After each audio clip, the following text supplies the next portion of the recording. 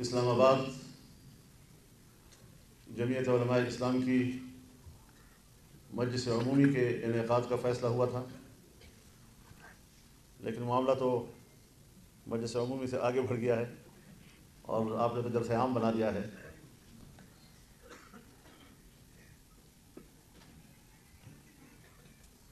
Election کے حوالے سے باتیں ہوئیں۔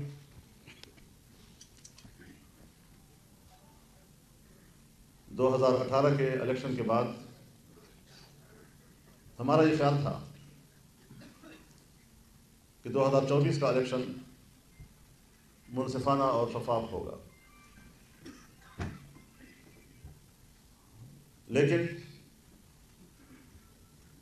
ایک بار پھر ہماری خواہش کو اور ہماری آرزو کو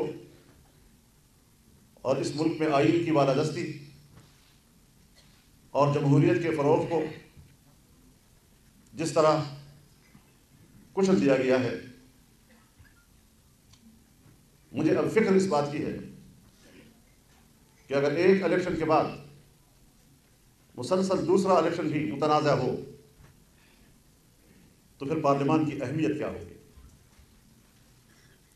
وہ پارلیمان جس کو ہم سپریم ادارہ کہتے ہیں،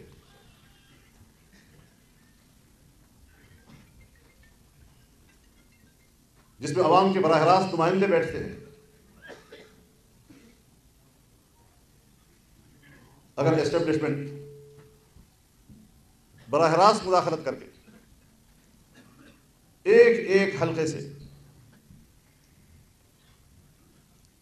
اپنی مرضی سے نمائندوں کو چنے گی تو پھر ظاہر ہے کہ وہ عوام کا نمائندہ نہیں ہوگا۔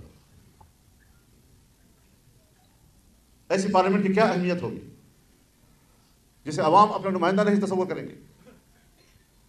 جو بھی وہاں بیٹھا ہوگا کہیں نہ کہیں سے کوئی انگلی اس کی طرف اٹھے گی کہ اس کو بھی تو ایجنسیوں نے پاس کیا ہے، اس کو بھی تو اداروں نے پاس کیا ہے، یہ بھی تو اداروں کا بندہ ہے۔ ابھی بات ہوئی کہ جس کو مخالف دیکھا اس کے خلاف کرپشن کے کیس کر دیے۔ میں دعوے سے کہتا ہوں کہ اس الیکشن میں ہماری اسٹیبلشمنٹ نے پاکستان کی 75 سالہ تاریخ کے کرپشن کے ریکارڈ توڑ دیے۔ شرم آنی چاہیے لوگوں۔ وردیاں عزت نہیں دیا کرتی، وردیوں کے اندر کردار عزت ادا کرتا ہے۔ بہت اچھا۔ کم از کم جمعیت علماء اسلام اس کردار سے اپنی لا تعلقی کا اعلان کرتا ہے۔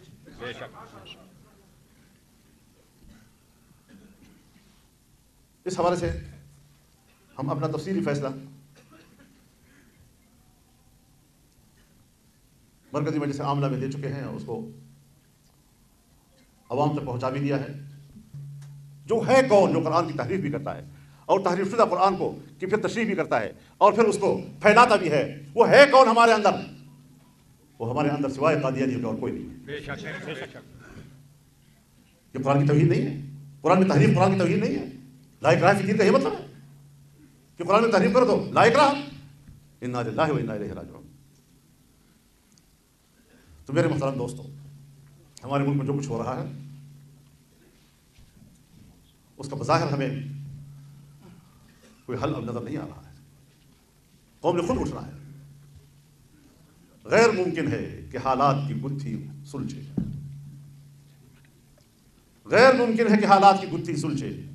اہل دانش نے بہت سوچ کے الجھائی ہے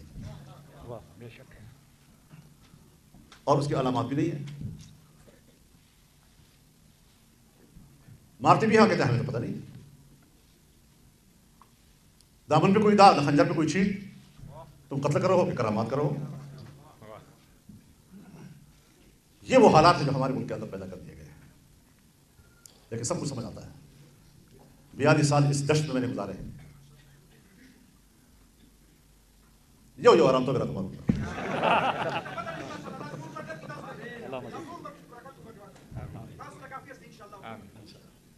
تو ہم نے اپنے اکابر کی تاریخ کو بھی پڑھا ہے، اور اگر اکابر کی تاریخ گزر گئی ہے اور آپ کو بھول گئی ہے تو ابھی گزشتہ 20 سالوں کا بھی مطالعہ کر لیں جو آپ کے سامنے گزرے ہیں، آپ کی زندگی بھی گزرے ہیں۔ بے شک گوانٹانامو بے کی تاریخ، شبرغان جیل کی تاریخ، بگرام کے عقوبت خانوں کی تاریخ، یہاں بھی تو استقامت دکھائی گئی ہے، اور آج وہ فاتح ہے یا نہیں؟ بے شک تو پھر اپنی تاریخ کو بھی اور اپنے حال کو بھی سامنے رکھیں، اب بجرت اور انشاءاللہ شوق شہادت کے ساتھ میدان میں اتریں گے۔ یہ ملک ہم نے غلامی کے لیے نہیں حاصل کیا، یہ آزاد قوم بننے کے لیے حاصل کیا ہے، اور انشاءاللہ غلام بن کر نہیں جئیں گے، بلکہ اگر ہمیں غلامی کے ساتھ زندہ رہنا ہے تو اسلام آباد جمعیت علماء اسلام کی مجلس عمومی کے انعقاد کا فیصلہ ہوا تھا۔